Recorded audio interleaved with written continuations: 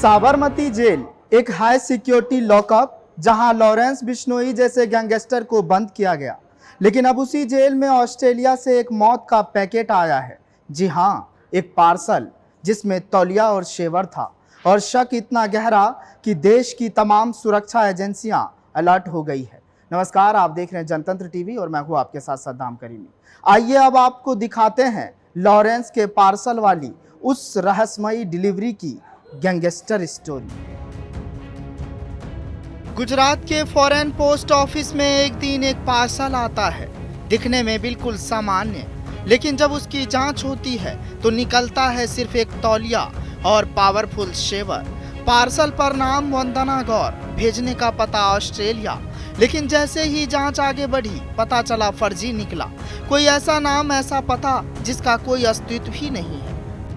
सवाल ये नहीं कि तौलिया क्यों भेजा गया, सवाल ये है कि 7,000 क्यों खर्च किए गए। इतने में तो कोई बढ़िया मोबाइल भी खरीदा जा सकता है, तो फिर सिर्फ एक शेवर और तौलिया के लिए इतनी बड़ी रकम क्यों? यही वो बात थी जिसने एजेंसियों को अलर्ट कर दिया। शक अब गहरा होता जा रहा है कि ये एक टेस्ट रन था, एक डमी डिलीवरी, ताकि चेक किया जा सके कि साबरमती जेल की सुरक्षा में कोई सेंध मुमकिन है या नहीं।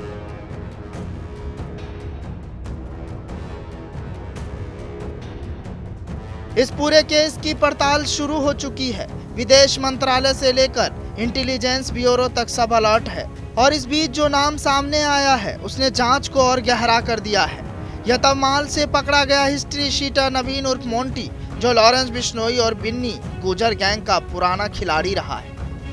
नवीन पर गुड़गांव, गाजियाबाद और पंजाब तक खूनी रिकॉर्ड है। शाहिबाबाद में 2009 की मर्डर केस हो या गुड़गांव में 2011 की साजिश, हर केस में उसका नाम है। अब जब उसे पकड़ा गया तो जांचकर्ताओं को शक है कि पार्सल से उसका कोई लिंक हो सकता है। गाजियाबाद से गुड़गांव, शाहिबाबाद से सदर थाना तक लॉरेंस के गुर्गों ने 2009 से 2011 तक मौत का जाल बिछाया। Murder, attempt to murder, gang war, extortion, सब कुछ। अब सवाल ये कि क्या जेल में बैठा लॉरेंस बाहर की दुनिया में फिर से खून की स्क्रिप्ट लिख रहा है? क्या लॉरेंस जेल में रहकर भी ऑपरेशन चला रहा है? क्या तौलिया शेवर के नाम पर बड़ा प्लान है? क्या जेल में हथियार या मैसेज पहुंचाने की रिहर्सल थी? एक पार्सल, एक शेवर, और शक इतना गहरा कि साबरमती जेल की दीवारें भी अब कांप रही है। लॉरेंस बिश्नोई भले ही जेल में है, लेकिन उसके इशारे बाहर तक जाते हैं। और अब सवाल बड़ा है, क्या यह सिर्फ एक पार्सल था या किसी बड़ी खून खराबे की स्क्रिप्ट का पहला सीन?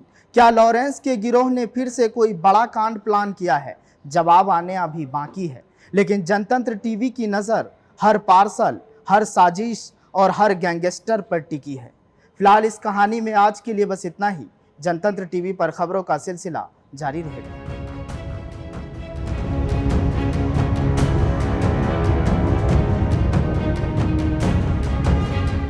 ब्यूरो रिपोर्ट, जनतंत्र टीवी।